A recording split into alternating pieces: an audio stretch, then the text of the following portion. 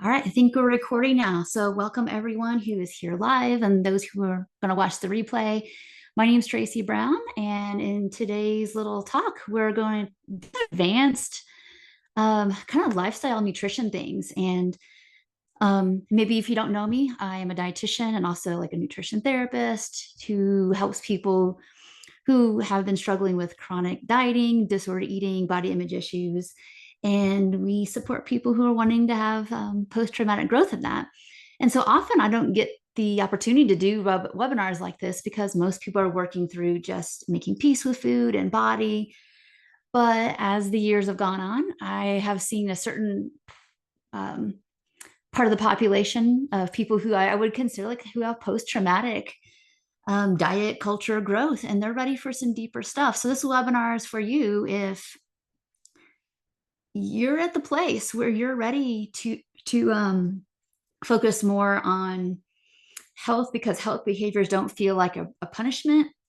They're not feeling like if I don't do this right, if I don't do it perfectly, I'm doing everything wrong. So this will be pretty advanced. So those of you who have not gotten to the stage of I can eat from hunger and fullness. I don't feel bad about what I'm eating. I want to feel better in my body. I just want to get some accurate information, and I want to make changes one at a time, slowly, and all those kind of things. So, again, basically, you dismantle diet culture. If you haven't quite gotten there yet, that's not a problem. You can watch this, but a lot of this may feel too advanced for you, and because maybe you're not the place where um, you feel like you have full permission to eat, maybe not at the place where your level of self-compassion needs to be to make some food changes. Maybe you're not at the place where you've accepted like, well, my body's going to be what it's going to be. And, I don't get to control how many calories I need per day. I understand that health is kind of a moving target. No one food or supplement's going to fix everything. And I could be doing all what I think is the right things, yet maybe not always feel great. I mean, I experienced that.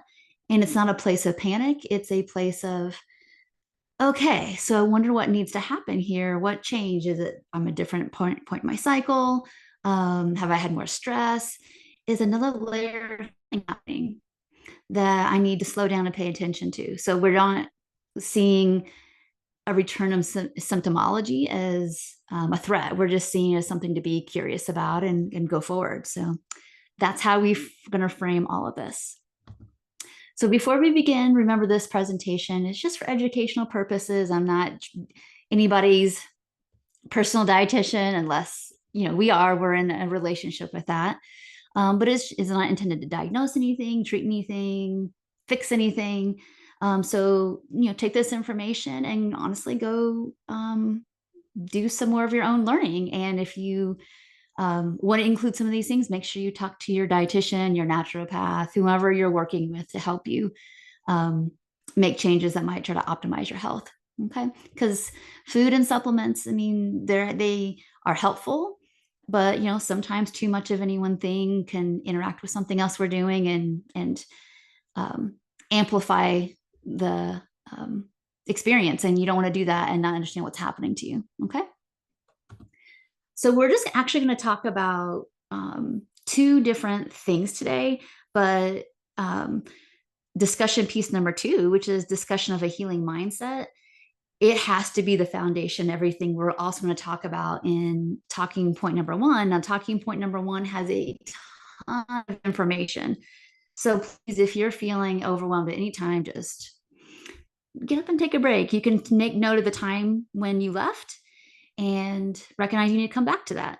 But if you're like me, the learner, I am more of an auditory learner, and I learn by writing as I hear. So if you're taking notes, great. You visual learners, there's lots of slides here to take notes on as well. You can go back and look at these again. Again, I always assume most of you are going to want to watch this twice. If you're watching it live, great, or you watch the recording twice, whichever you do. There's a lot of information. And the goal here, if you start to feel yourself overwhelmed, you're going back into an old mindset of probably perfectionistic thinking or those kind of things. So just recognize that we're not supposed to be implementing all these things at once. One, because you have to look inside to what makes sense to your situation right now. And two, that's too much change at once. You're not going to understand what is truly helping you if you do too much at one time. So, all that being said, I'm doing pillar, or not pillar, but like I'm going to the healing mindset first. And sorry if you can't see that, but this is healing mindset. So before you start any kind of deeper dive into your health, you have to remember that you have to have a desire and the ability to be patient and self compassion. If you don't have that ability or desire to do that, you're going to turn any kind of change into another diet program or another thing to be religious about, or rigid, or even obsession about. And that's why it's so important to have a lot of healing before we do some of these. Before we talked about some of these activities, I couldn't do any of the things that I'm going to speak with you about today until I had a lot of really good solid healing and recovery. So I've been recovered since 2000, gosh, probably 2002, 2003. I started recovery in 1997, 96, somewhere in there. And I couldn't do anything but focus on dismantling diet culture and dismantling perfectionism and OCD-ish stuff with health and body and food, because I would turn anything that could be good for me into another way to suppress emotion. And I didn't have a lot of, wiring for self-compassion. So I turned everything into I'm good or bad based on what I do, my performance. So if you have not dismantled a lot of that performative based stuff, everything else we talk about today will probably feel possibly triggering or overwhelming. And that tells you that you need to slow down and go back to what about any part of this is an issue for me. Okay. We have to go into a healing mindset is that you understand there's no program or person who can fix, there's nobody who can fix you. This information can't fix you. It's information. It's more about how do we apply it in a compassionate, long-term approach. That's what's going to create consistency, not perfection. Okay. And the last part of this is that if we want improved vitality, so much of it comes from an attitude of let's see what's working well. How well did I do today over the course of the week? And living according to your values. So value driven mentalities around food and health, whether it's physical, mental, emotional, spiritual health, have so much more to do with what's my why? Why am I doing this? Versus it can't only be about getting rid of all your physical symptoms, because that's not possible. We are going to age, we're going to have things. It's more about, are we going about any changes that we're making in a very holding it gently kind of process versus like pulling on ourselves constantly to perform something to make it happen. It really matters, because truly, if we're trying to heal, we have to get our body in the state of receiving, which we'll talk a little bit more about later, and our body feeling inside relatively safe enough. All right. So I'm going to leave that here. We're going to visit this at the very end of this. And now we're going to go on to some pillars. And we're going to address all of these today, but only in a couple slides each. So it's not going to be a super duper deep dive. Some of this is going to be a review for many of you. Some of this is going to be maybe you forgot, but remembering, which is awesome. And maybe if it's new, great.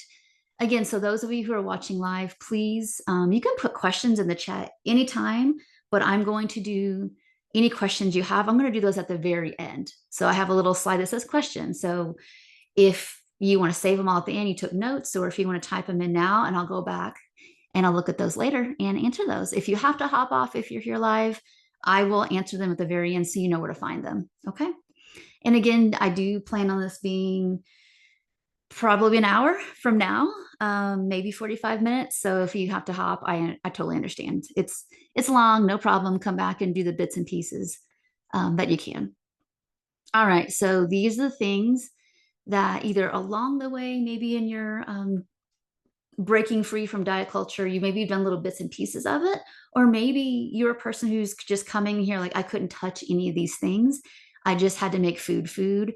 I had to do more of a Ellen Satter kind of approach of like, become a competent eater, which is step one. If you're not a competent eater, which is again, I eat a variety of food.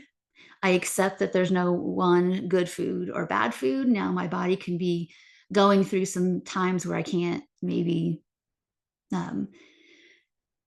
absorb everything very well, because that could be coming from a different variety of sources, which we'll kind of touch on today. But the main goal is coming into this health um, journey here, is that you have to be a competent eater. You have to want to, or you're at the place where it's like, I like food. Food's not the threat. Um, I want to eat from hunger and fullness and do most of the time. And I enjoy that. And I feel like I'm taking good care of myself when I do that. Um, and I know a lot of people have a hard time with it, maybe because of some of these other foundational pieces, but you're doing your best. You're really trying to eat the best you can with the food you have available. So, number two is addressing stress and trauma. This is foundational for every human on the planet because we all go through stuff.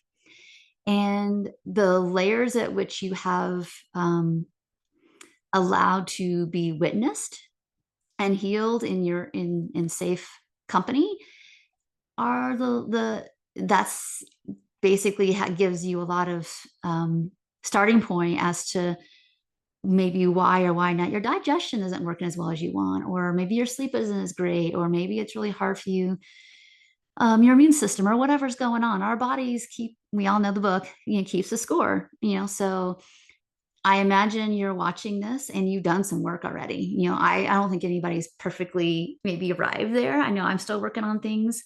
Um, but I know the signs and symptoms of it based on basically things that maybe I don't respond in the way that I would desire according to my values. Okay. We're going to touch on sleep, digestion, blood glucose balance, um, hydration, mineral status, um, checking in with your immune system. How's it functioning? Taking care of your liver. And of course, what we just talked about earlier, and we're going to talk about the very couple last slides, is living according to your values. If we're not, these things are all components of our health. And again, we can't do all the things at once. This is why it's a layered approach. This is how I teach people when they've gotten to the place of readiness for that, whether it's again in the group I'm going to talk to you about at the end, or whether it's already an individual kind of circumstances. So let's just talk about like what basically when you're trying to you're trying to work on becoming a competent eater, and now you're trying to tweak things a little bit, and you're trying to figure out, well, what are your needs? And there obviously is no one size fits all thing. And honestly, you might find that the way you eat now is different from the way you ate 10 years ago. I'm finding that to be true. And in my midlife years here, is that my eating's definitely different. My appetite's different. And some of that's due to some chronic stress. Some of that's due to aging. The micro and macronutrient mix you take in could be different. Again, depending on the stage of life you're in, like what your preferences are, the flavors you like, and of course your lifestyle, your budget, your family, what everybody else likes, how you do your food prep. And again, I'm making an assumption here that if you're watching this and have interest in this more deeper dives, is that you've kind of gotten a groove. You figured out like, how many nights a week you can cook, how many days how many days you have leftovers, how many days you eat out. Food prep, you've kind of made peace with that, where it's not a diet tool anymore. It's a way to just get your supportive eating needs met. That's been reclaimed. And if you haven't done that yet, that's not something we talk about in this one today, but it can be something that you take a note, like, yeah, I didn't really even think about that. I'm doing intuitive eating or some form of that, but I didn't even think about that. It's part of competent eating. It's part of adulting to like kind of have a very flexible system. And that can look differently every single day, or week, depending on the activities of you or your family or whomever else you share eating time and space with. So this next little bit, I'm gonna announce what I'm gonna talk about. So here is just a little bit of nutrition overview. Again, I'm making the assumption because if you're this far into recovery from chronic dieting or binge eating or whatever it is, how you got here, is that you have made peace with these macronutrients, that you eat them all. None of them are a threat. You're not as scared of them. But this is just a little biochemistry review, is that we need carbs, protein, and fats, no matter what decade you've dieted in. I know you all know this probably, that carbohydrates are the thing that gets the motors going here, that little bit of kindling, either little twigs or bigger pieces of carbohydrates, from a either simple or complex perspective, that give you some energy, within the hour, maybe two. Protein, it's not a preferred fuel source. If you're still doing that, please stop doing that. Is that if you're using protein for fuel, it's very expensive fuel, and you're not getting to use that protein to structure and repair your body. Fats, we need to eat, obviously eating fats for longer term consistent fuel. So let's kind of go a little deeper dive real quick.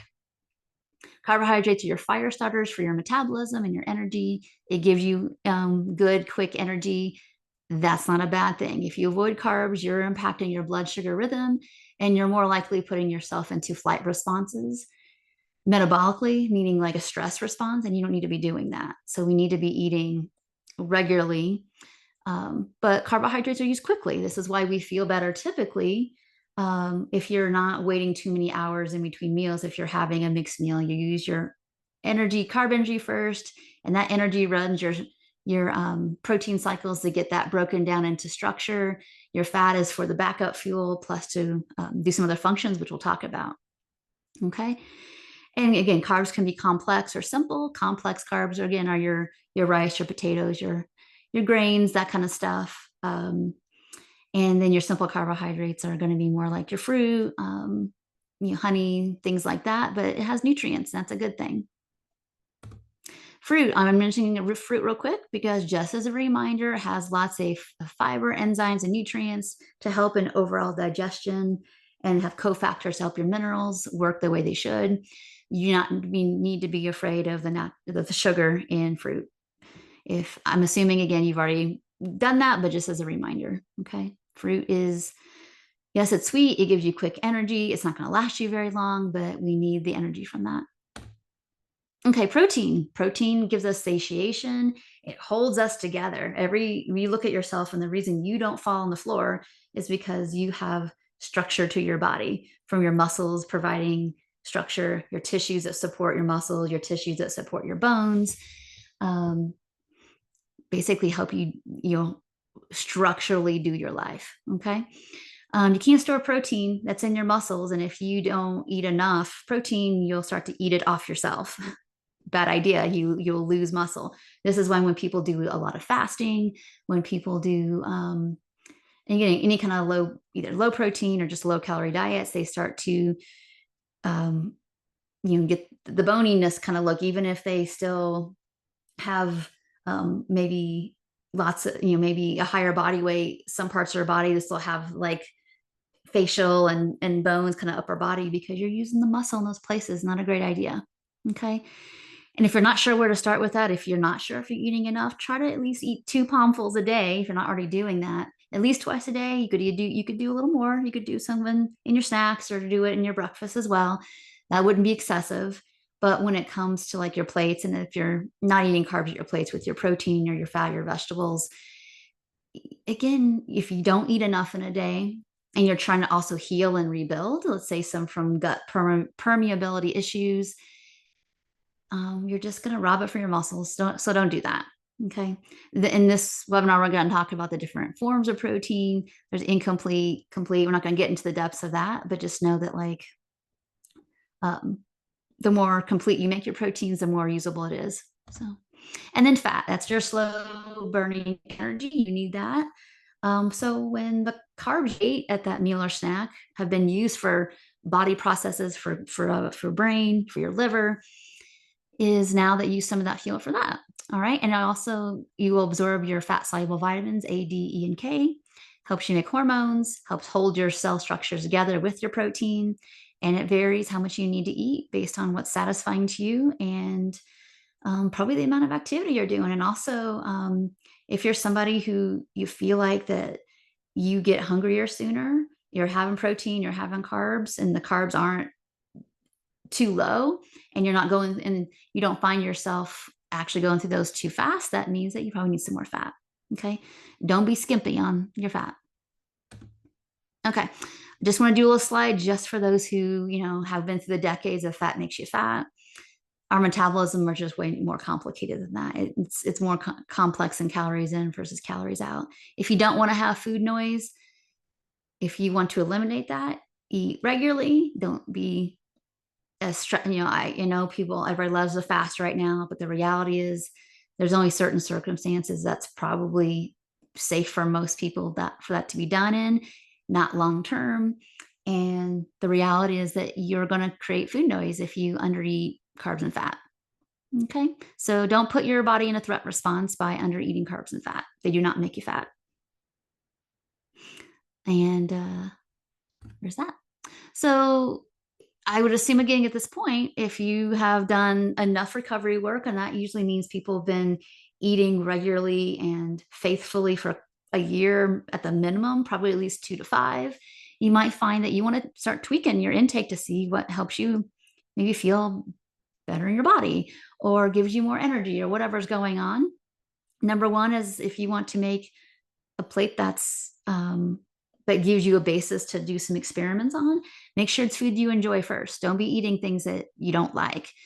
And then 2, 3, and 4 here are experiment with the amount of protein per meal and snack, just to be a scientist and figure out breakfast, lunch, and dinner, and with the snacks in between, if as you need them, depending on the volume of your meal, what proportions of each macronutrient help you feel your best. Do you find that like protein in the morning actually gives you better energy, but you feel better carbs throughout the rest of your day? Is that inverted for you? Everyone's different.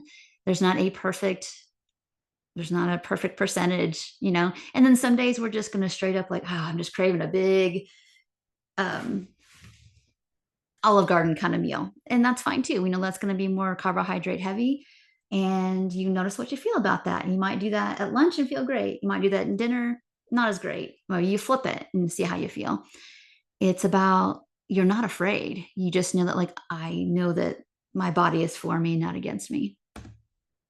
Okay, we're going to move on into another pillar of improving your health and vitality is that we want more rest and digest and less fight, flight, freeze, or please. So again, I'm making the assumption that you're well aware of some of these terms. You've recognized that like your gut health seems to, like, let's say bob and weave, or your mood around, let's say, your cycles or lack thereof really depends a lot on, like, if you're feeling in threat response, maybe your hunger fullness signals aren't quite as clear, or your digestion isn't quite as good, or something, or you get sick easier. I'm making the assumptions that you've started to put some of those pieces together at this stage in your work.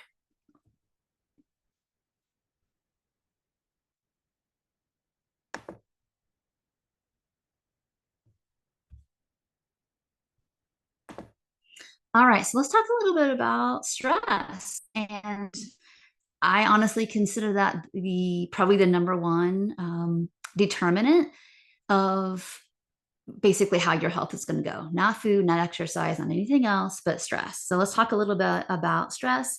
Now, those of you who have watched some of my other free trainings or YouTube videos around trauma and stress, your fight, flight, freeze, please responses, know that I just talk a ton about this. So if anybody wants my longer presentations on that, you just need to email me at tracybrownrd@gmail.com. I'll send those to you. I'll direct you I know you're totally capable of going to YouTube and Googling that for yourself. But if you do all that and you still can't find my hour plus presentation on that, let me know. Okay.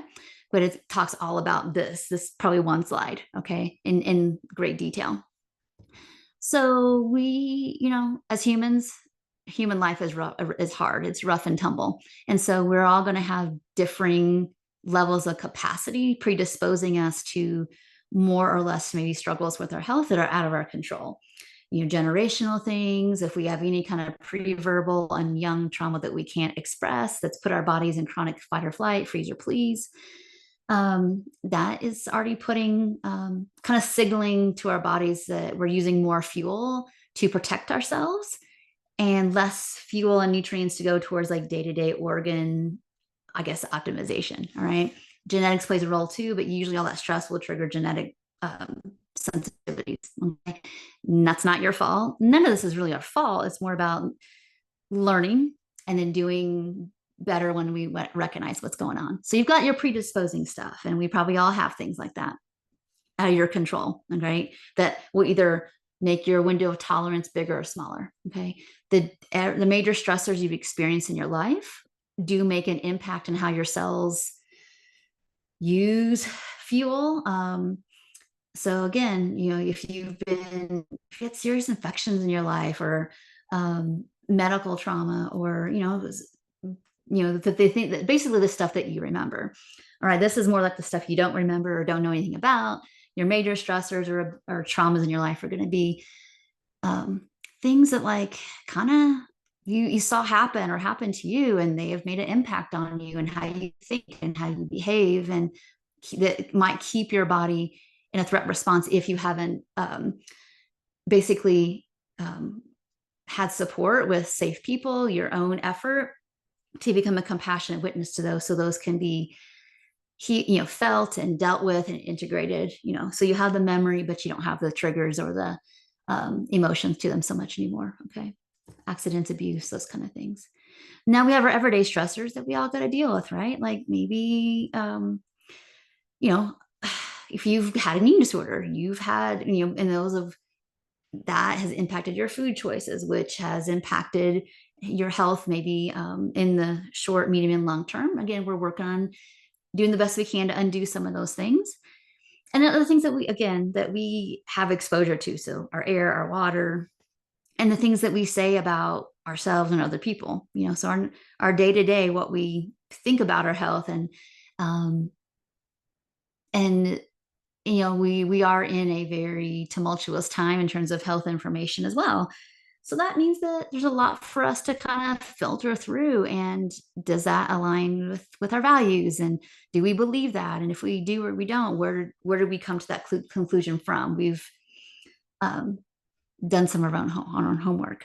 The good news is we're going to work on stress relievers, and that's what a lot of this work is about. So we did a little bit about nutrition here, finding your own meal mix that's really great, and being competent eaters.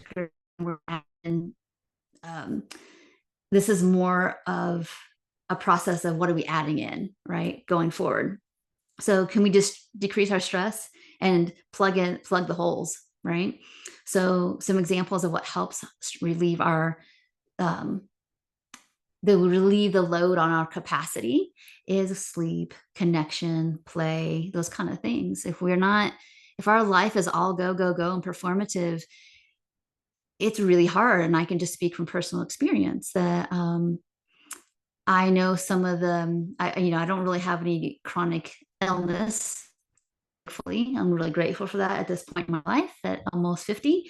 But I've had a lot of dis-ease where I've burned out my body and lacking vitality, lacking the creativity and energy that I know that's in me that can be resourced. But if you've burned out your body, then you have to do a significant amount of time resting and replenishing, and that can take time. It might take a year. So let's talk a second. I want to just do 4 things right today that maybe you can make some notes on. I'd like you to look at how you're doing with 4 major stress relievers. How's your sleep? Are you sleeping probably 7+ hours a day? And I say 7, 8+. All right. I know there's a few people that seem to get along just fine with less than 8, but I don't see too many people there, especially if we're going through an extra healing time. You might need more, when you're doing some trauma work, or maybe you're working on some working with improving how your liver is functioning. You might need more sleep because your body's doing more work. Okay. Movement, gentle movement. Gentle movement will challenge your body to be stronger for the next time. Excessive movement actually adds to the stress in your bucket. And so we'll talk a little bit about that in a second. But there's a very, everybody has a delicate medium in there somewhere. Okay. Sunshine. Are you getting regular outside time in the morning? Because that will help regulate your immune system. Because those of us who are computer people that serve people online, or that's just your job, or maybe we just spend a lot of time inside not enjoying the outside, And we could all, and we're also getting too much daytime blue light kind of stuff at night via our phones, that we've got to kind of work on that rhythm that will help us with our immune systems and hormonally. And the other part of this is, if you want to downshift your threat responses, if you feel like you're in a lot of fight or flight all the time and not any kind of ventral or receiving, you're missing out on probably the most potent stress reliever of all. Okay. Connection and contentment. Are we able to orient to the good every single day around us, that's going well, that we have, that we can see what we've made it through? And are you connecting with safe people that also align with those values? If you're around people who are feel like they're sucking your soul, um, and don't have any intention of doing anything differently, um, you're going to feel drained for sure. Um, is there safe and good reciprocity in the relationships you're in? If you don't have enough, then you're going to feel dry as well. Okay. So take a minute, make a note. You can talk about that at the end if you'd like, or put it in the chat. What's one way you can slow the filling of your stress bucket? So are you moving too fast in your life? Have you found yourself, even though you're a competent eater, kind of feel yourself getting drifted into like not planning enough and feeling chaotic with your meals? Or are you not sleeping enough? You're just getting by. Have you just noticed, like, I'm trying to slow down, but I can see that I've had a really, I've been pretty addicted to performing and being, um, just when somebody needs something, I don't even ask if they need me to do that. I do it out of compulsion. What are you noticing? So just take a moment. That will help us slow down the spigot here. And then also, what is one way you can support emptying your stress bucket? Would that be getting off your phone by 7 p.m. if you're going to go to bed at 9? Would that be slowing down? Would that be making your meal times more enjoyable? You're rushing through them. And we'll talk about that in a minute. Maybe it's recognizing that you need to get back into some nervous system health regulation work. Maybe you're not using, maybe you've had some things that really worked well, but you've kind of let those go, and you're recognizing that you're kind of a little more jazzed up again. Or maybe you're noticing that you're a little more checked out than you want to be, more apathetic about some healing habits you had that were helping you, and they've kind of dropped off. All right. So we're going to talk about sleep. Why is sleep so important? Because all cells in your body need rejuvenation and need repair. And so we need that time. We need that 8. I know y'all, sometimes I know too, sometimes I only get 7, and I can do that get by for that couple of days, but we don't want to keep that going. Know what your amount is by giving yourself the time and space to have that. All right. So what are some other good reasons to get enough sleep and get good quality sleep? Is that you want your brain to have time to process at night so that you have better regulation in the next morning, so you wake up feeling better. You want to be able to let your brain again process, get your memories going, clean your brain. Your brain cleans itself at night. It's really neat. Liver, the same thing. It does a lot of work when we're digestively a little bit more at rest. It gives your gut some digestive rest. Your endocrine system, which is like your adrenals, your pituitary, your thyroid, again, it gets some rest, and it helps your adrenals and cortisol get back in some balance. And we're more likely to have a better what's the word, from a appetite regulation perspective, that can get reset as well. And people tend to eat more food sometimes because they can confuse fatigue with hunger, because and it's true though. It's like, if you keep forcing yourself to stay awake when you don't want to be awake, you're eventually just going to stay awake and be more hungry, and that makes sense. So some people say, like, well, I know I need to sleep, and I even sleep okay, but I don't think I sleep very well. And so our needs can be variable. Okay. So you have to have a lot of grace with this. I'm actually in kind of a working through another layer of some, past trauma stuff from, I've been working on this for 20 plus years. And the more safe you get in your body, the more your body and brain will let you remember what you need to remember to keep on fully healing. If you have a disordered eating history, if you have any kind of mental health stuff that you work through, your whatever, is our soul, whatever is bigger here, wants to finish what it starts. Okay. So if you're in a healing season, you might need more sleep. I'm in that season right now. And I really just appreciate my body letting me know that it's got my back with this brain processing. Okay. You're in a healing season. You need more sleep, whether that's physical, mental, or emotional. A life season, it's hard when you've got kids. It's hard when maybe you don't have a good work-life balance. And, you're not sleeping as much as you want. So if you've got to take naps, be a napper. I'm a napper right now. I needed that in a season maybe 10 years ago. I'm back to like, oh man, I could take a nap. And I do make an effort to get that in. And just seasonally, sometimes we need more or less sleep. Okay.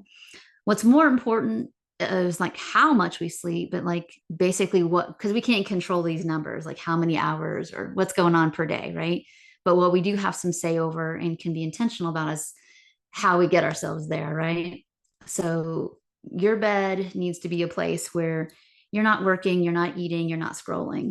It needs to be for sleep and intimacy, just to kind of create a separation. It will just help you with your own boundaries. It'll help you keep your own back. Okay? If you find that you're a person who's very sensory sensitive around the room and things like that, and today I'm really giving you all some things to go do that are kind of quick wins, to be honest. So if you need blacker rooms, get the curtains for that. If you need to unplug anything that's got some like artificial light, do that. And then in the morning, let's switch it. Let's keep it dark at night and light in the light time.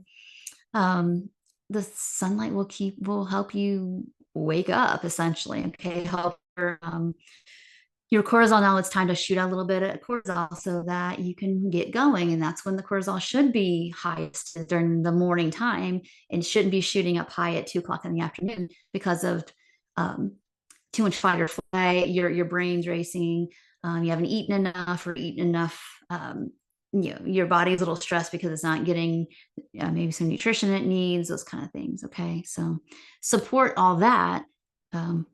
By when the sun's up, let's be up. When it's dark, let's work our bodies with nature a little bit better. I know when it's summer and it's still light and it's 8:30, 9 o'clock at night, you can't help that, but we can darken our rooms as best we can. So other things you can do, and I mean, I am also just going to really push on these two things because these are the two that I find people struggle with the most with whom I work with. Okay. Is that if you're going to be on your screen the evening times, after dinner, then get some blue light blocking glasses or a filter on your phone, and try to put your stuff away and not make that your alarm clock. It just really helps your body be more at rest, not having to neurocept these things. And nighttime, if you're finding yourself really hungry at night, you just haven't eaten enough in the daytime. So really go back to reassessing your breakfast, lunch, and dinner. Have you had hearty amounts of breakfast, lunch, and dinner, protein, carbs, and fat? And then if you need a nighttime snack, kind of have a little bit of a mixed meal there too, protein and carbs. So that you have a little bit of energy to help your body, like, again, a little energy for the brain to do something, and protein to help rebuild. Okay. But I wouldn't eat the biggest meal, right before you go to bed. Some people can handle that, but some people, their digestion really kind of wakes back up again. So when you want to be going to sleep. All right. And I see the time here, so I know that this is going to go long. So bear with me. I like to teach and talk and make sure that people who aren't watching these slides can listen. So if you're watching live and if you've got to hop off, it's no problem. You will get the recording, and this will be just kind of there for your needs whenever you need it. But we're moving on to movement here. Why is movement helpful? It can help reduce our stress by usually go up any fight or flight, hormones. For some people, not everyone. I never felt like you got that runner's high kind of thing. I just felt more settled in my body. But some people feel some good mood kind of feelings. That's great. But if you are exercising out of compulsion or guilt or anxiety, you will not get that effect. It doesn't last.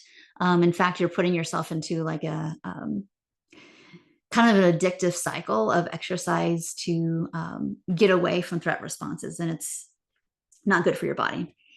Again, cardiovascular, we know all these things. Again, most of you who have done any kind of growth work already know that like movement helps strengthen your heart, your blood vessels, your lung capacity, helps your digestion work better.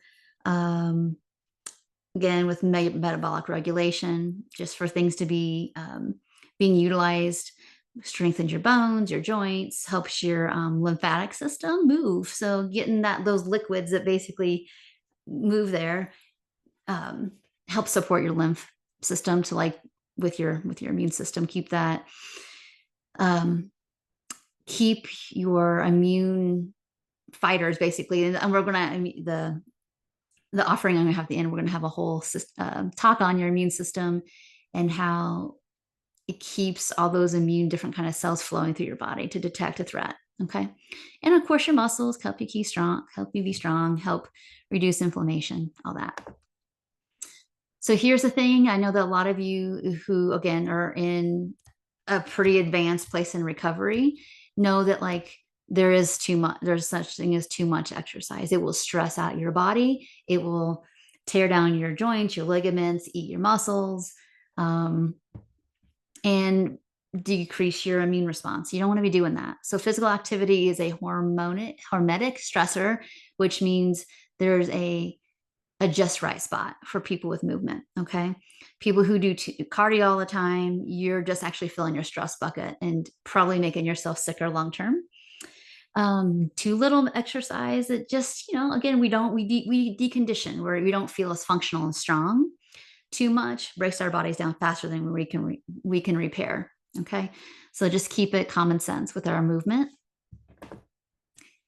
What are some strategies for movement? Be consistent, not chronic. So when people go on these big, like, I'm going to start a new program. Now, again, sometimes when we're not moving at all, we need a little structure to help us have something to look forward to so we don't overthink things. But it shouldn't be pushing yourself past the place where like, okay, I worked really hard in that program, and 3 weeks in you feel sick as a dog. It was too much. You went over. But we want to ease in. If you haven't been moving for a while, if you're regularly active, then let's jazz it up a little bit and put a little challenge to your body. But it doesn't have to involve the gym. It could be rock climbing, kayaking, tennis, biking, yard work. I get most of my activity, honestly, through pet care, gardening, weights. That's about it. I really just try to like get a good get a good podcast on, or even talk to a friend and move and enjoy it, and enjoy the time out in the outdoors as well if you possibly can. I know when weather conditions aren't great, we have to have alternatives. A little mini trampoline is super fun, helps your lymphatic system, and you don't need much time on it as well. So let's just keep it as a little portion of our day. You don't need to be doing marathon amounts of movement. And the more you move, the more you have to eat, which I know you all know, and the more minerals you have to provide yourself. So you really have to be very responsible if you're doing any kind of competitive sports or activities, if you're training for races. If you do not want to break your body down, you're going to have to be pretty on top of how you feed yourself. Real quick, this kind of goes along with the sleep thing, but sunlight, we're not going to spend a lot of time on this, as this is going to be for the other trainings we do. Is sunlight it's funny how, this wasn't even a thing, but we do spend a lot of our time indoors, and we do spend a lot of our time on without natural light, right? But natural light helps our immune systems, helps obviously improve our vitamin D status, helps our sleep, helps our mood. More, when you have adequate amounts of vitamin D, it's good for our skin, our mental health, our vascular health, immune system, bone density, all that. But we don't necessarily want to be doing mega doses of vitamin D. There's lots of controversy about that. that we can, again, we'll talk about other things. So if you are taking vitamin D, it's good to get yourself tested. Okay. Simple. This is something simple you can do right now is if we want to get our circadian rhythm to help us regulate our cortisol, our serotonin, our melatonin, have better energy, have a better sleep, then I recommend that we spend some time in the sunshine in the morning, just enjoying it with your coffee, journaling, go for a morning walk. That's a good time to do it. Um, all those kind of things, let some sunshine on your skin. You don't have to like totally be 100% covered all the time because we do want the ability for vitamin D to get in and get in through our eyes and our skin. So, but again, there's a balance. So we're going to digestion. And I know I'm moving kind of quickly here, but why do we care about this? So the next level with our health is that if we're like, again, you've done the work, you're like, dieting is not for me. I've recovered from that. I'll never go back to that. But you're still, and this is something that I work with over the first year or two with, one-on-one clients is that they're doing so good. You're doing so good with like eating regularly. Um, you don't have any good food, like you're not acting on any of those kind of thoughts when you have them. When you do have them, you're challenging those and know that it's just kind of an old way to manage maybe emotions. But your gut isn't as good as it could be, to be honest. And you still have some reflux or some bloating after meals. You're not going to the bathroom every day. You're noticing you still have some food sensitivities, or maybe as your age you've gotten more, maybe they've changed. You feel like you're not really that satisfied, or you feel like you eat pretty well, but you just have a sense you could feel better. Okay, so we're going to talk a little bit about that today. We're not going to go to a super deep dive of digestion, but if you're having some of these symptoms and you've been doing well with eating competence, then we got some work to do, which is no problem. I know I had to go through this as well. I had pretty severe digestive issues for a good while after I recovered from my eating disorder. So, and I recognized they were pre-existing before I started dieting and binging. So, okay. But where it starts is our brain. Our brain and our gut are kind of, they're wired together. So it's really important that we recognize if we're not more present with our eating. One, it's hard to do the eating from hunger and fullness and what's my preference kind of perspective.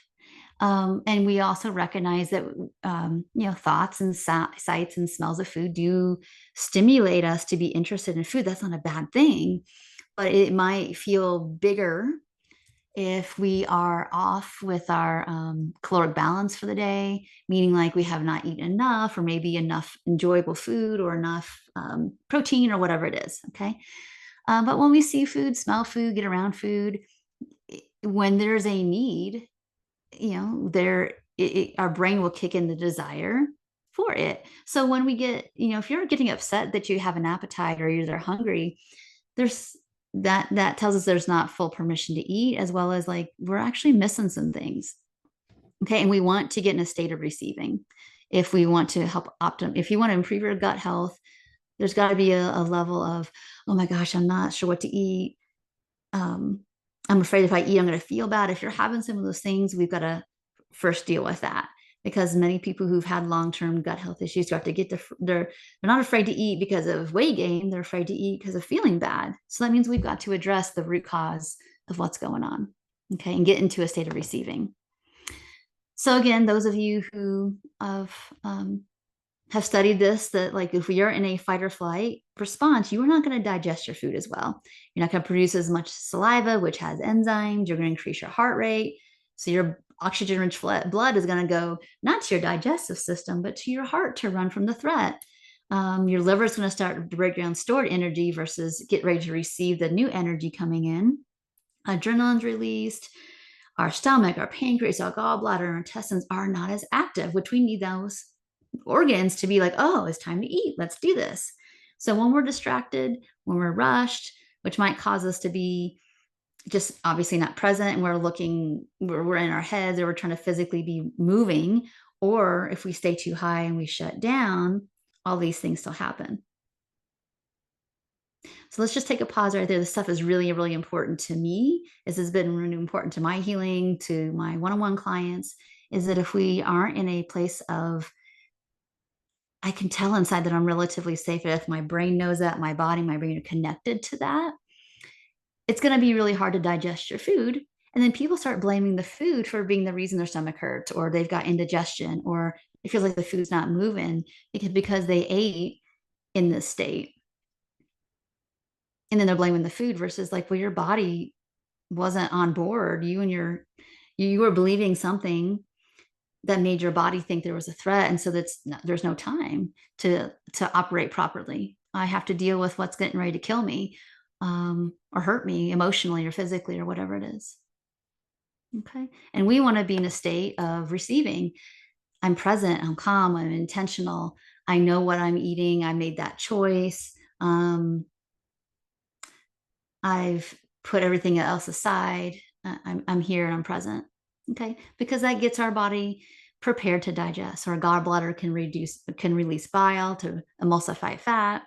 Our intestines are squeezing and moving along. Our liver's making bile to help us with our fat production and take it to our gallbladder to release it.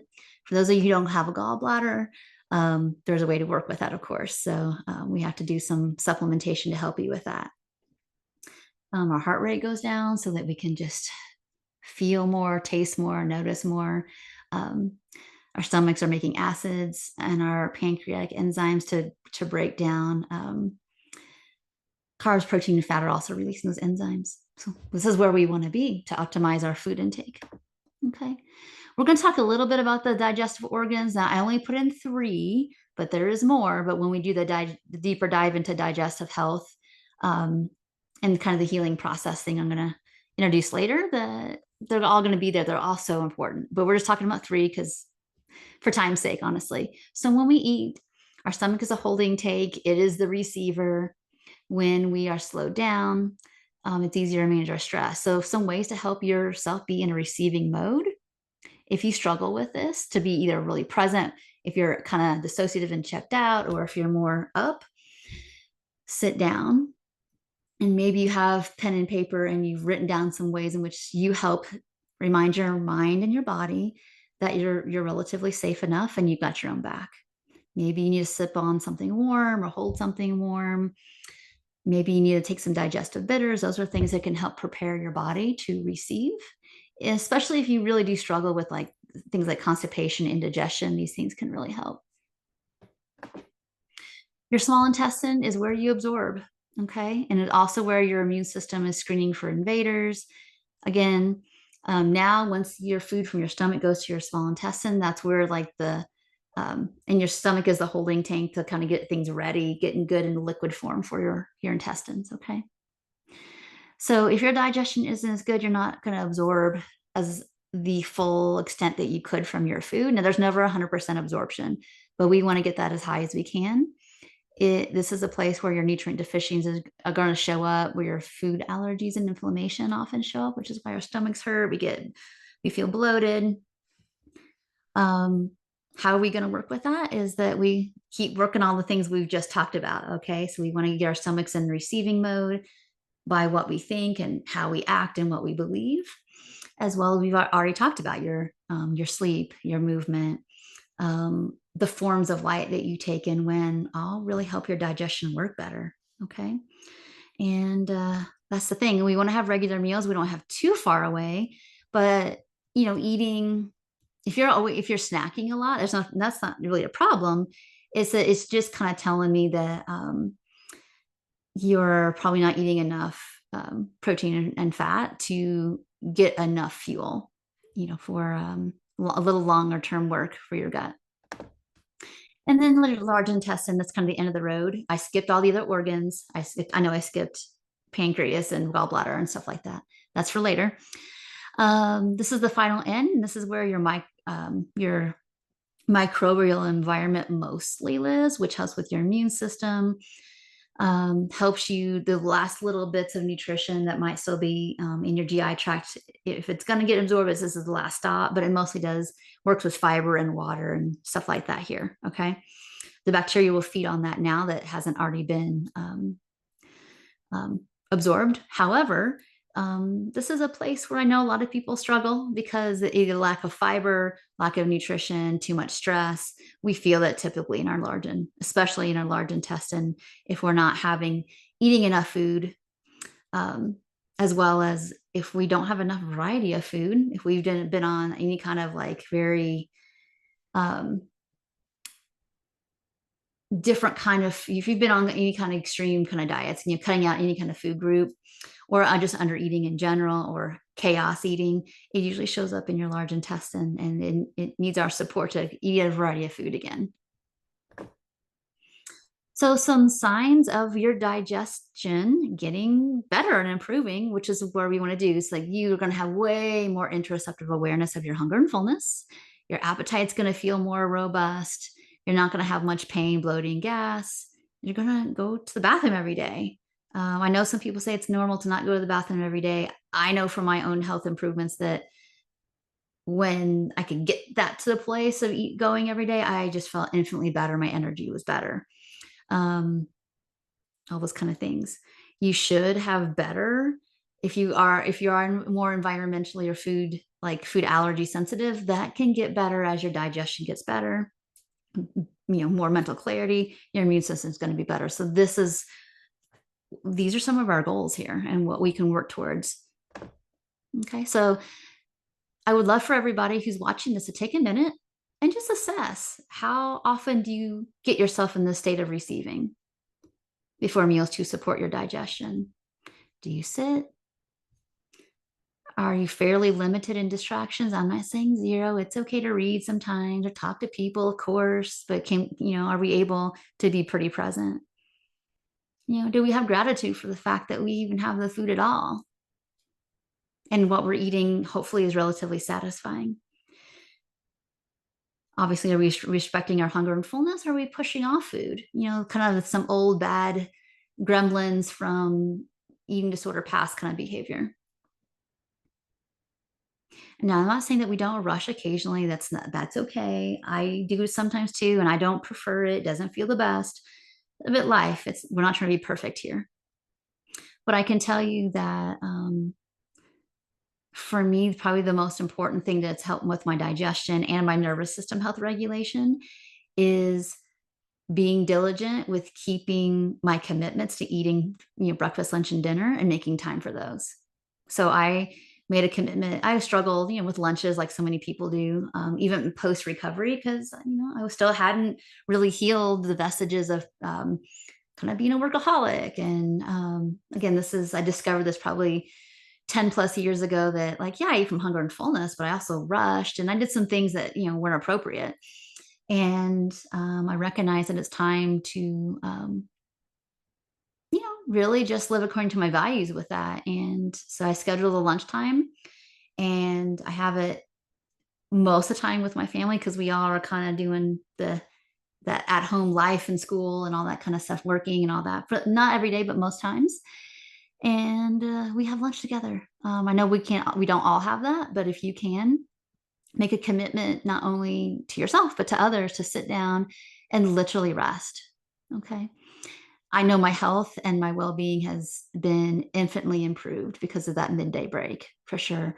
And I've been doing that at least a good 5 years, so I don't think I've rushed through a lunch, but only a handful of times. And so maybe yours is different. Maybe it's um, not pushing through things. Maybe it's actually putting most, if not all, the food groups on a plate and actually eating it all. Whether that's breakfast, lunch, and dinner, maybe your foods just need to be more satisfying and needs more planning. But take stock of what you're doing well. Let's take stock of what you're doing well first, and then maybe pick one where you want to focus on for the next, let's say, give yourself a month. You don't have to do all of these. But pick one that you want to improve upon, and take note of when you do it. What's that like inside?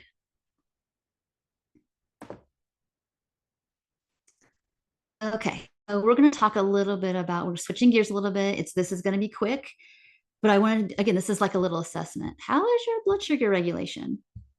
Are you snacking a lot throughout the day? I mean, I feel like I'm always hungry, like every hour.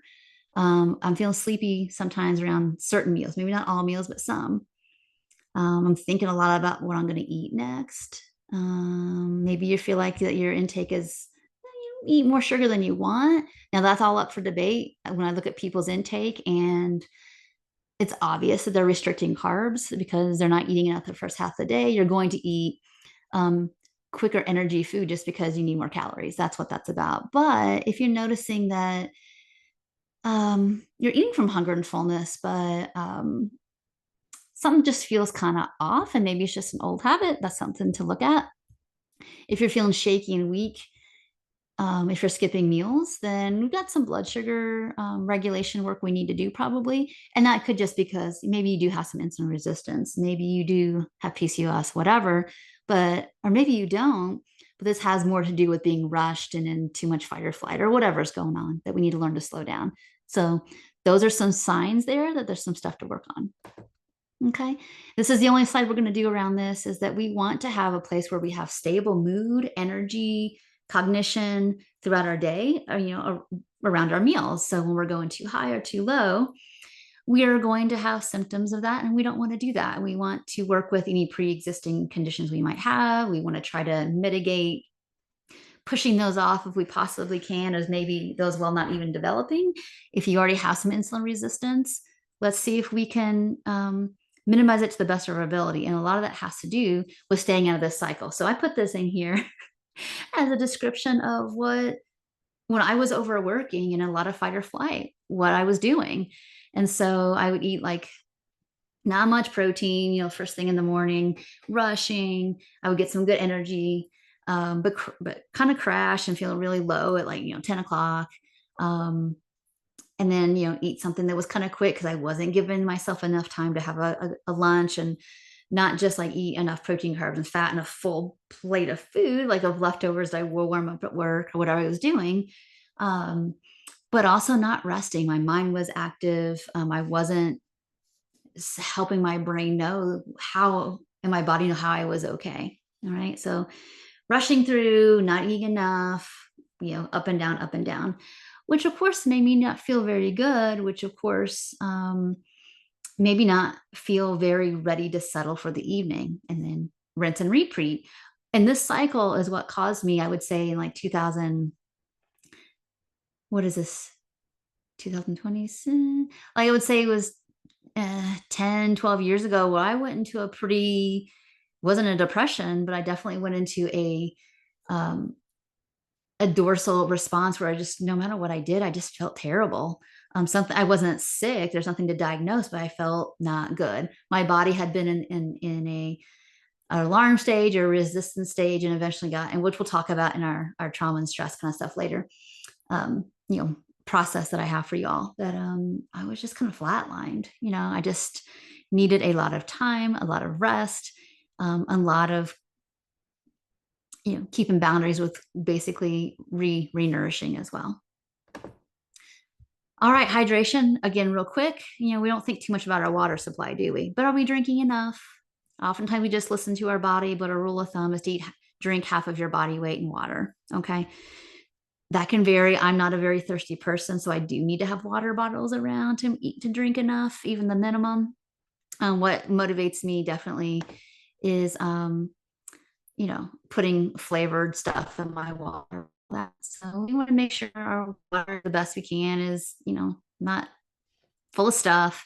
And I'm going to talk about that here in a second, why that's kind of important, because it's an easy way to get more minerals in. Okay. And we'll talk about that in this one. Now, this one is where we're going to get into some deeper dives of how do I even know how to go deeper with this if I'm noticing that I have all these symptoms of gut health stuff. My immune system is not right. I feel sick all the time. My gut's not right. My energy's not good. I have headaches all the time. Even though I'm not dieting, I'm not binging, what's going on here is that most of the time, from all that chronic stress, from all those predisposing factors, from our day-to-day stressors, from having overcome an eating disorder eating, chronic dieting, binging, is that your body's just depleted and we need to help it out. So this is probably going to be the place in this webinar you're pretty interested in. Okay. So why in the world am I focusing on minerals? Is because I was feeling this way, even though I ate enough food. Very odd. All right. I felt stiff in the morning, like sore in my shoulders and my hips.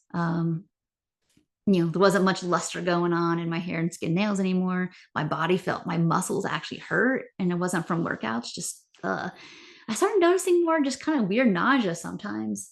And I felt like I was getting sick and not healing that well from either the little bit of movement I couldn't do because I was had a lot of exercise intolerance, um, but just in general, and lots of other symptoms we'll talk about. And maybe you don't have this. This is great. I know my GI wasn't that great either, even though I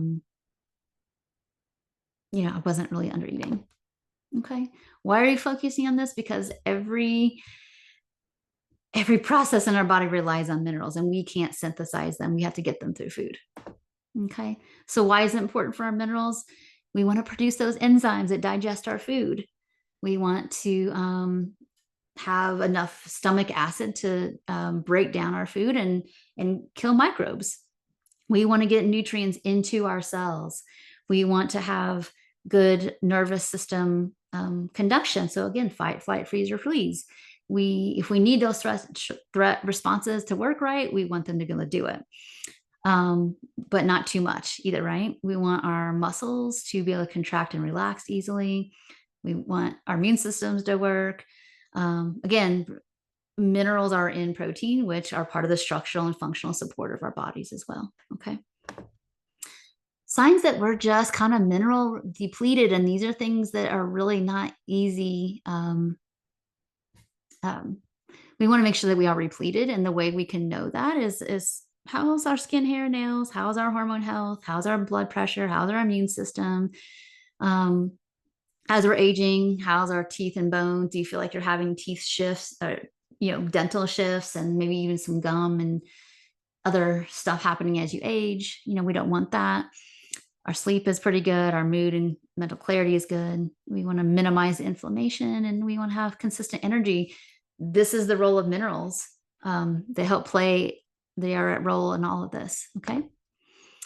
So, how can we test if this is appropriate, or if our mineral status is good?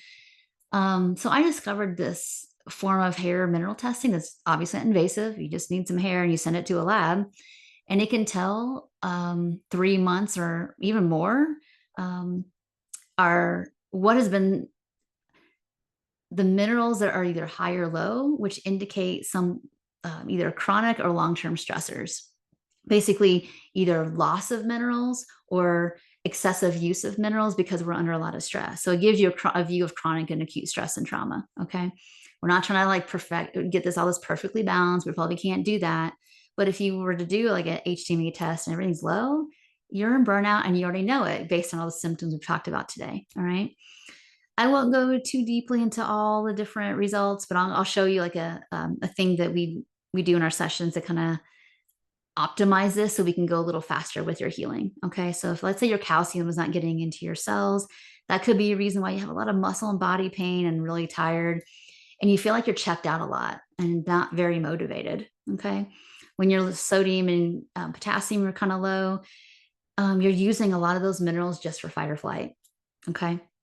If your calcium and phosphorus are their ratios are kind of high, it means you've been in a long-term threat response, and your metabolism has slowed down to survive. Okay. Which is maybe why you feel like you're not that hungry, and you don't want to eat any protein, and you're functioning like, I know what I need to do, but I just don't do it. There could be some indicators from your testing that shows specifically from a nutrition perspective why. Okay. So this is why we do this test sometimes for people. Okay. Here's a typical, this is what, if you ever did a test like this, it would report this. And this is a person basically that has had long-term stress. Calcium and magnesium really isn't going in the cells like it used to. It's being leaked out into either the hair or the soft tissues. And a lot of that has to do with their sodium and potassium. They're just not getting enough in through their food, as well as being used at a high level. Because when I do this is why we did all this history earlier in our session here, is they're having a lot of issues with constipation, some GI stuff, low appetite, low tolerance, can't get moving, emotionally feeling a lot of guilt because they're not over functioning anymore. They're aging and having a lot of symptoms, a lot of emotional stressors with people. They had a history of trauma, especially being kind of the over responsible kid, which is causing now in their middle age life to have some of these physical symptoms of just low energy and not feeling right, not sick, no disease, just not feeling vital. Okay. Which with but the whole point of this talk is about where's our vitality? Where is it gone? And we're looking at some of the factors that can be a part of that. We have this testing to kind of give us some mental imagery here of what we can do a little more quickly, as well as just like what the patterns are and try to correct those as quick as we can. For this person, for example, I really focused on getting more sodium and potassium in and doing some of the other lifestyle things like slowing down, more gratitude, making sure they're still working on their trauma work, eating regularly to get their GI going, those kind of things. And they are eating regularly, but there's a little bit of like, how do we get this digestion moving a little bit through like, digestive bitters and things like that. And a lot of nourishing activities as well as food. Okay, so this is the way we can complement all the things we're doing from a lifestyle perspective that can help this go a little faster for people. Okay. We're not going to go over all this today. I'm going to talk really briefly about calcium, magnesium, and potassium, because this has a lot to do with our gut, our mental health, and our ability to manage stress, which is going to help us feel better. Okay. So we're not going to talk about iron and zinc today. So calcium, again, that's that muscle contraction. Do we feel like we can do stuff? Okay. If you find your body feeling like lots of muscle knots and like kidney and bladder stones, if you're struggling with some weird stuff that you don't know why, you could have some calcium being leached out of your hard tissue and into your soft tissue because of inner protection, like dissociation to check you out. Okay. And we need enough vitamin D, but not too much. And we gotta have vitamin K. And there's the other things from our food, our fruit and vegetables and our protein and balanced meals to help that calcium go back in the cells. Okay.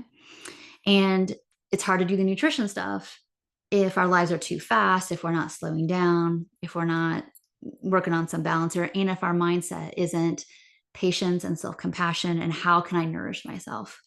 Okay. This is how we're tying all this together. Magnesium, 300 plus. That some people say 300, some people say 1,000. We need it for pretty much every chemical reaction in our body. It helps again with our nervous system to help us be more in ventral, like rest and digest. I'm here, I'm present, I'm safe, all that kind of stuff. Magnesium is in a lot of food, which is great. It's in herbs and vegetables and nuts and seeds and meat. And we need a lot of it. And probably none of us get enough. That's why a lot of us supplement as well. Potassium, same kind of thing. It helps our blood pressure. It helps be a solvent for calcium to get out of our soft tissue, get into our hard tissue. Very, very important. Like we need about 4,500 milligrams a day. Most of us don't get enough, because it's in, again, a big variety of food. And it's just important. So, all right. So to get enough minerals in and to get more in, the great news is it's in everything, but most of us need to pay attention to it. So we can get it through plants, animals, water, like gray sea salt, things like that, and supplements.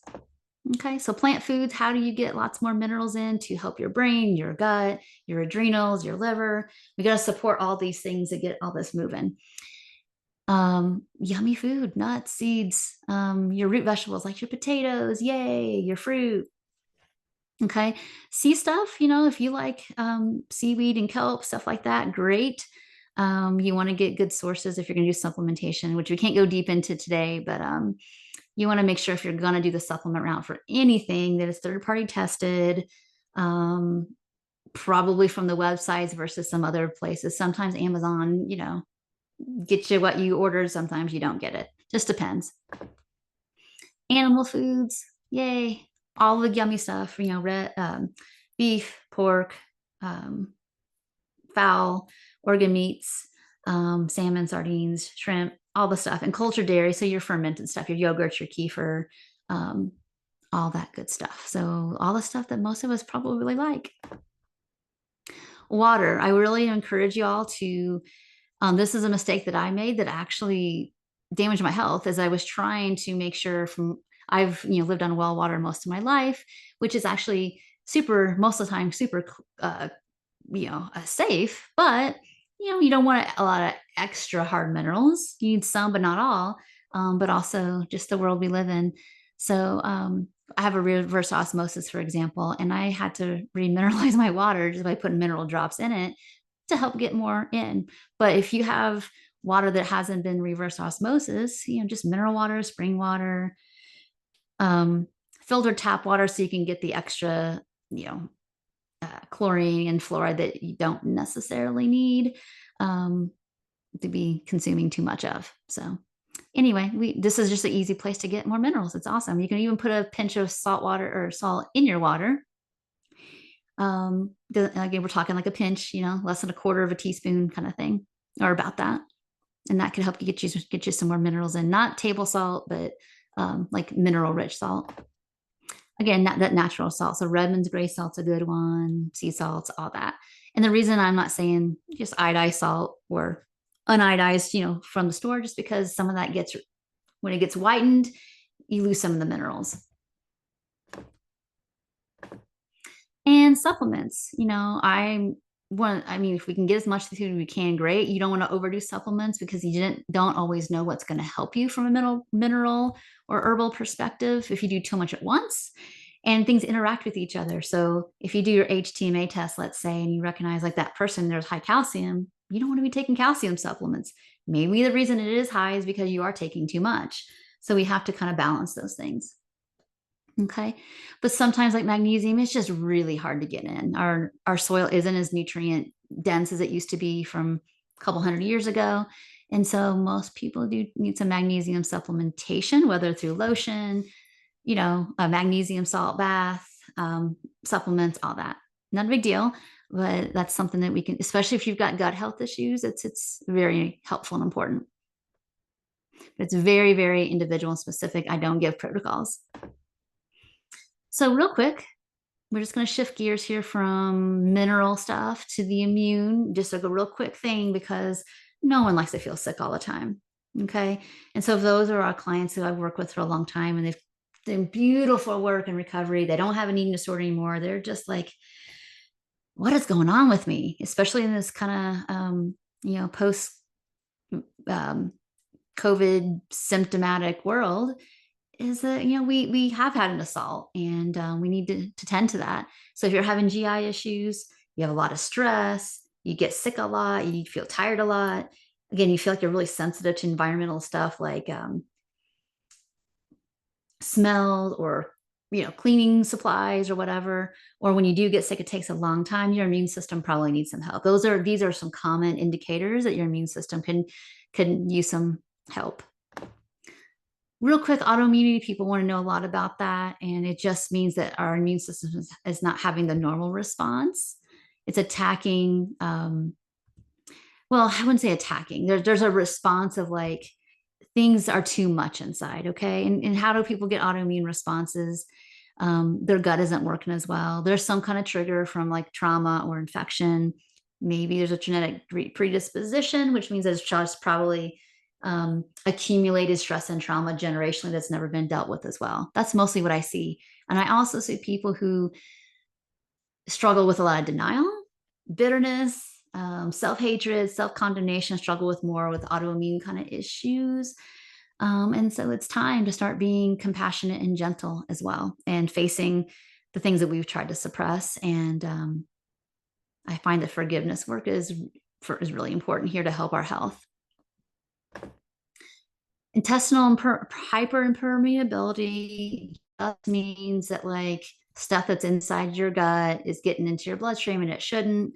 And it can happen for all kinds of reasons: infections, toxins, again, stress, taking a lot of different medications or drugs can cause it, alcohol. A lot of people have food sensitivities. They think the food sensitivities caused, or the food itself caused the gut issues. And most of the time it's already a stressed out body, just not the gut tissue, not just not being as strong. And so we don't digest food in general really well, but certain things, like I know sometimes different, gluten or corn or whatever, some people are more sensitive to certain things because of chronic stressors.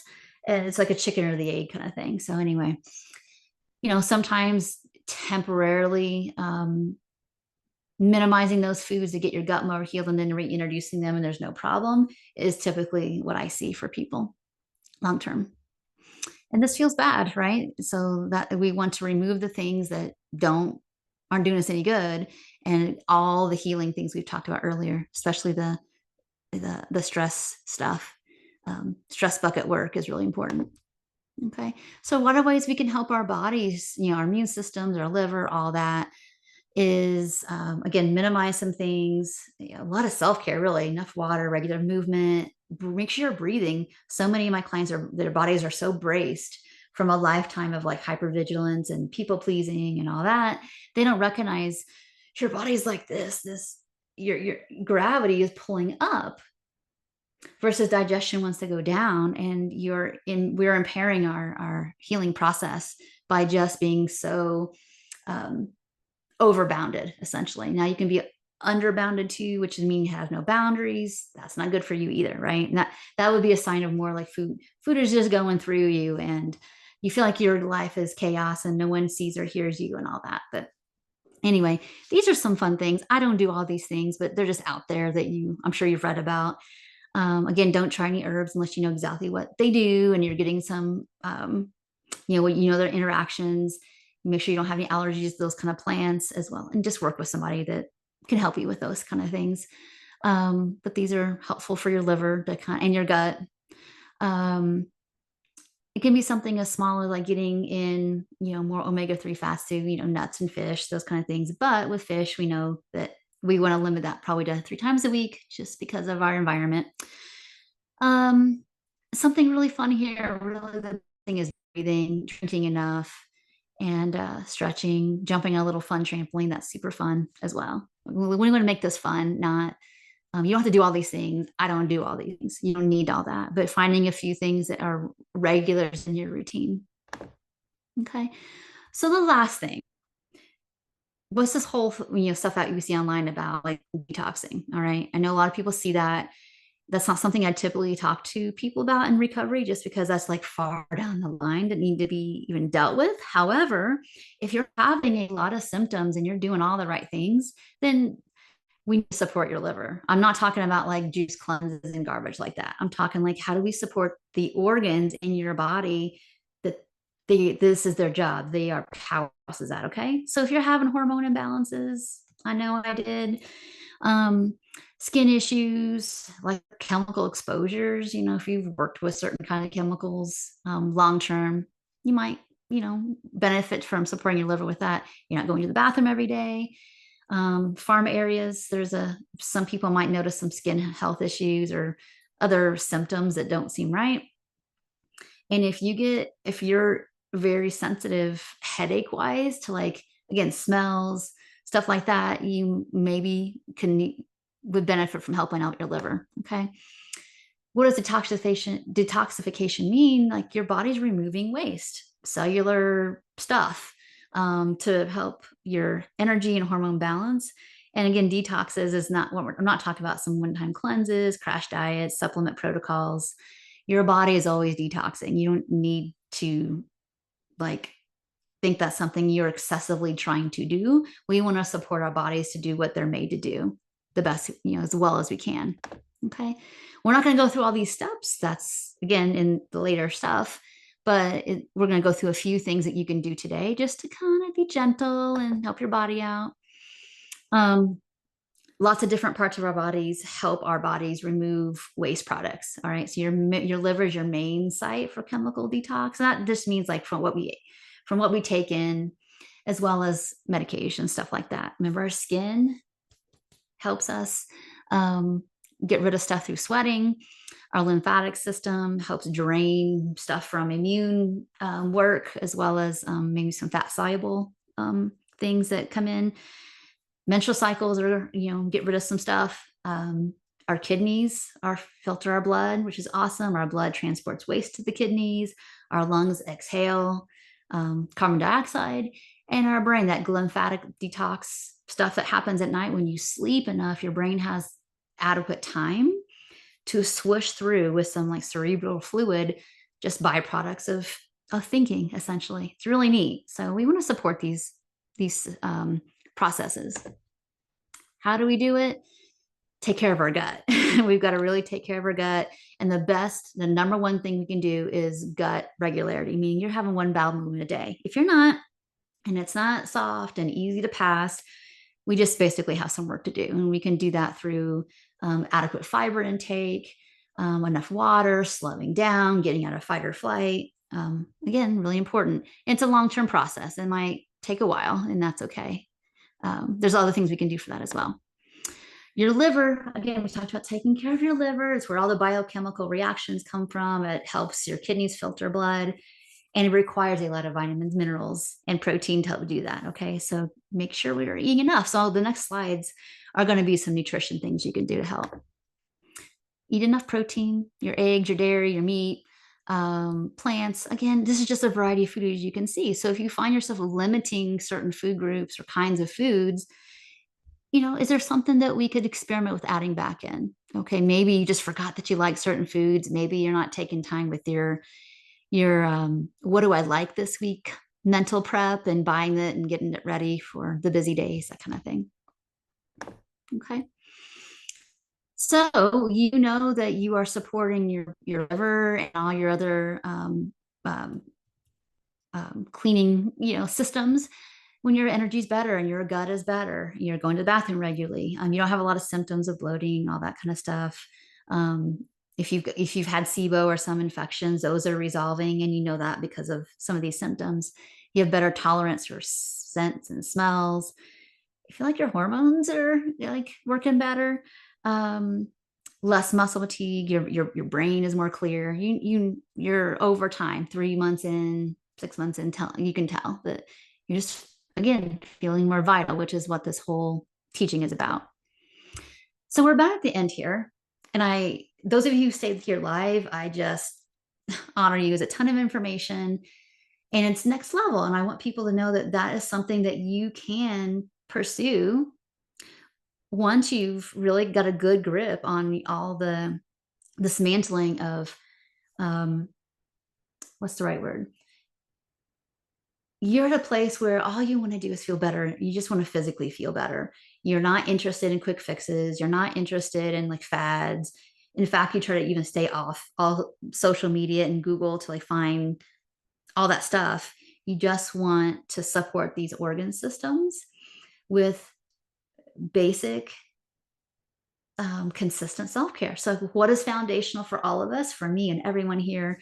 You got to be a competent eater, meaning you are willing to eat a variety of foods, play, have flexibility, not be perfect, eat enough, enjoy your food, have food be like, wow, it's a gift I give to myself and others, and it's something to have connection over, and there's just appreciation for food, the best that you can access. Okay, when I say the best, I don't mean like everything's a certain kind of way.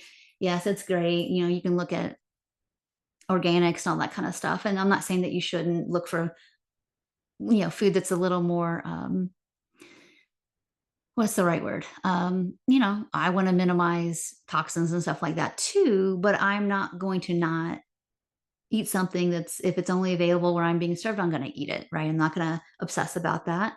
Some things are hype and some things are true, and we have to look at the sources to find that. Okay. Number 2 is adjust your stress and trauma. You cannot expect for your long-term health to improve if you're constantly in fight, flight, freeze, or freeze, if you're repressing things that need to be addressed, if you're in relationships that there is a lot of pretending like things aren't the way they are. You're putting biologic stress on your organ system. So that has to be dealt with for physical healing. Sleep, I'll blaze through the rest of these. Your sleep, digestion, blood glucose balance, hydration, mineral status. Again, we can look at testing to help us with that.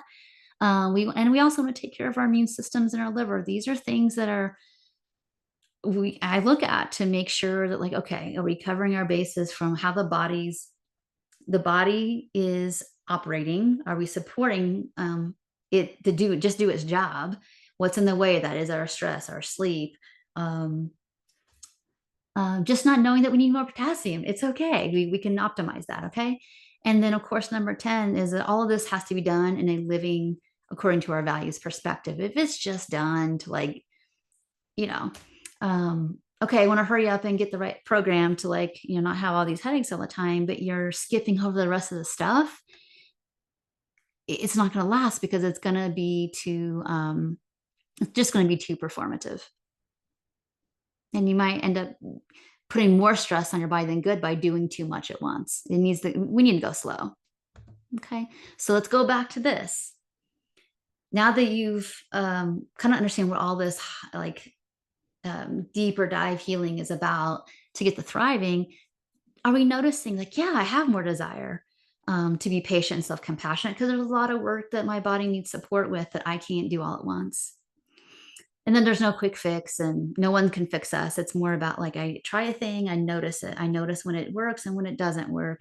And what other factors? Is it my sleep? Is it, like, I'm all, like, my muscles are up in my ears and I'm not doing um, any activities that help make my body feel safer, and I'm not looking at my mental health stuff, whatever. What can we do to support the body doing its job? Um, and remembering our vitality comes from an attitude. I know this is cliche, but of gratitude. And we want to live according to our values because we're so grateful that we made it this far, and that we have the good that we do have in our lives. So, if any of this sounds good to you, maybe what I'm going to talk about here in the next couple of minutes, it's something I just called renew. It's not, I don't like to call stuff something, but I do because it's like I want us to renew our sense of curiosity and hope and kind of come in full circle. You've done all the hard work of dismantling diet culture. You're not like, I've got to be thin to be healthy. I've got to be, like, ripped for people to like me. We've moved on from all that stuff and we just want to feel better. And this is for people who are just, okay, one thing at a time, let's go. So if your gut isn't moving as well as you want for comfort, nothing's wrong with you, but something isn't right. You got mood crashes or hormone fluctuations, all that. And maybe you just want to feel better. You want to create more, play more, connect more, but the energy just isn't there for it. It feels like your brain's going in slow motion. You know where you want to go, but then you forget because you get too tired and all that. Maybe you do have something chronic going on, like PCOS or insulin resistance or some thyroid dysfunction. It's going okay, but I feel like you could feel better. You could go better, be going better. And you realize that while your mind in your that you're so much more free from diet culture. You're not going to ever go back there. You want to enjoy the benefits of that. Like, it's almost like you all watching this are part of a rare company here of, like, you put in the work. You stop dieting. You recognize that so much of the emotional eating is about trying to get some needs met. You recognize you've done a lot of good work. Okay. And you're past that. You just want to feel better and you want to enjoy the fruits of that emotional mental freedom. Okay, so I'm going to share with you really quick a little bit. I gave you guys little bits of it. So I've been somebody who is blessed to be fully recovered from all kinds of eating disorders since my 20s. But as I got into my late 30s and into my 40s, I had to kind of review some stuff around more nuanced strategy because I was just eating from hunger and fullness, kind of going about my life, and, probably still overworking and all that. But so much better. Things were just so much better, and overall life was pretty good. A lot to be grateful for. But I just started over time not feeling as great. And I wanted to hopefully improve that, or at least, not keep going down. And I was having chronic headaches and more constipation that I really didn't have when I was younger. And it was because of fluctuating hormones. But part of the fluctuating hormones was because I just had a depleted body from all those decades, honestly, of pre-existing things. And I think it just, it caught up with me basically. And my energy was feeling pretty drained and I wasn't enjoying anything as much as I knew I could. So I dug in and now you see all these slides, like what supports our gut health, our immune health, our hormone health. and we need more minerals. And we need to keep doing, we need a lot more, um, especially dealing supporting our adrenals, which will support our thyroid, and all these things support our gut. Okay, so all this stuff is really important. So I've really focused on, and what I'm describing to you here is digestion, adrenals, and liver, so we can have more energy, because these two organs in particular, along with our gut and our brain, take up a lot of energy and a lot of nutrition, a lot of nutrients. So that training, all that mineral testing stuff I showed you, and kind of paired that with non-diet principles. And what I'm finding is that, like, I feel better than I have felt since my 20s again, which is really awesome. Okay. And I found it's not rocket science, but we're learning to add what's missing and remove some of these healing disruptors, like we talked about, without it being fear based and legalistic and all that. And so, this is the challenge here. I want to add in this last bit of mental piece, is that I know when we feel bad. I know, me too. I had, like, all right, I'm going to go on this journey here. And I know that this is going to benefit a lot of people, because a lot of people that I work with who have dismantled diet culture, they're like, okay, now what? Like, I kind of don't feel great. Not everybody, but as we age, we're not feeling as great, and we're going through hormone changes, and it's showing the weak spots that we have in these different organ systems. So, doing everything we talked about today, it's going to be challenging, because we have to do these things and also align with our values, and the values that are going to take to get the healing you want. The culture doesn't support it, and people in our lives might not even support it or not get it, that we have to go slower, and that we're going to have to connect more than we scroll, and we're going to have humility and gratitude and radical responsibility and self-compassion. Okay, we have to value growth more than the distractions, and even the distractions of having a hard day. Like, at the beginning of this, like, I wouldn't have headaches for weeks, and then I would have a really bad one. Like, oh my gosh, I'm doing everything right. Why? And I had to dig back into, like, okay, what new layer of healing is happening, versus get distracted by, oh, I had a symptom and this is terrible. It's like, oh, okay, what is going on? Okay. So you really have to get out of the, like, if I do A, I'll have B, and it will never change. And that's not how bodies are dynamic. And there's layers that are trying to teach us something. Okay. So no quick fixes. We can't be intimidated by the journey and the length of it, or what other people are saying, or try to keep up with other people's process. So if you're interested in any of this, I'm putting together this little small group. I do this work one-on-one and individually, but I wanted to make this accessible to a very small amount of people per time, to go through all this information, to help people layer all these behaviors. And so what this is going to be about is, a deeper dive into all this material in a very applicable way to you. So we're going to do a lot of health stuff, basically. No restriction. We're going to have, of course, meal ideas and food stuff and all that, to make all this go efficiently for you and be really helpful. But we're going to do one thing at a time. So we're going to look at all the things: the hydration, the food, the supplements, all that, in a way that's going to be optimized. As if you do, some HTMA testing with your hair, it helps us go faster to know, like, what's happening.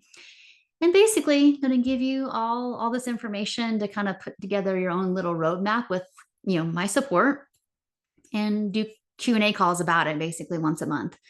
And again, you get so you can have me or somebody look at your test and have extra personalizations, a little extra fee. But we're going to work on this in 4-month intervals, essentially. So if you're interested in something like that, it's $197 for a 4-month access, to get a starting point, and have a roadmap, not a plan, but a roadmap to implement all these things in a way that will help you do a thing, get some evidence of how you're doing. Okay. So that's it. I really wasn't looking to do a big sales thing today, but I just wanted people to know that, like, you got all this great information. And if you want support to be able to do this, I want to provide that for you. So if you're interested in that, it's going to be pretty simple. You just email me at tracybrownrd@gmail.com.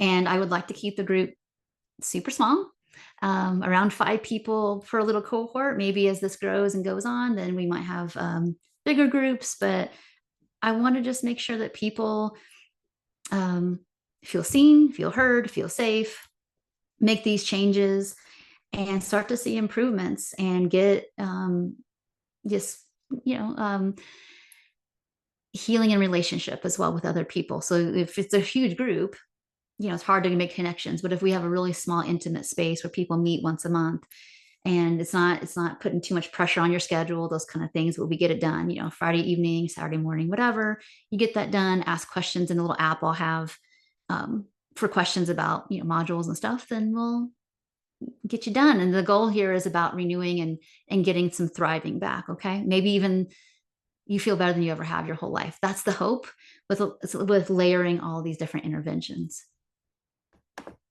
All right. Does anybody here live have any questions? If you don't want to ask it here, you can ask later. You can email me. That's totally fine. But if you have some questions, you can put them in the chat and I'll answer them right now. And those of you who are watching this recording, you can email for me for questions as well. Okay. And I'm going to have all this broken down, like what the modules are more about. I didn't want to go into too much detail since you already got like, an hour and a half to 2 hours here of information. I don't want to overload you more, but I'll have it all written down or typed out for you in like a little sheet of like, well, why would I do this? What's going to happen?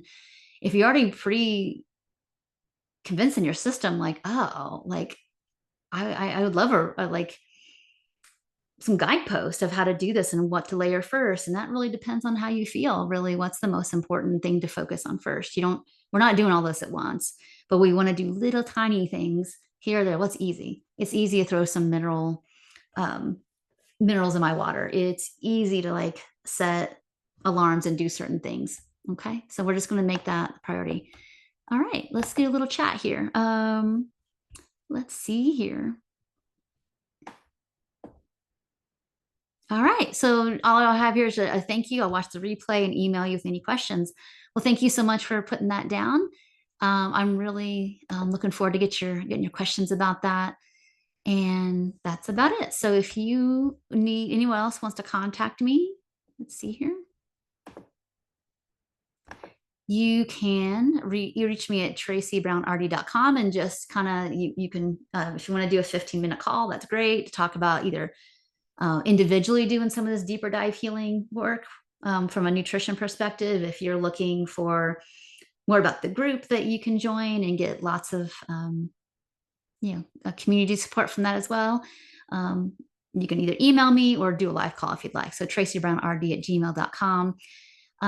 Right now, it's really just, I'm going to have a sign up for it when people are more ready, but I would love to, since this is the inaugural kind of group of this, because I've been working on this a really long time to make sure I feel like we can streamline people's process versus like, I don't know what to do, let's try this instead. It's like when people tell me what's happening, there's like a decision tree to be made here of where you want to start, and it's not guessing.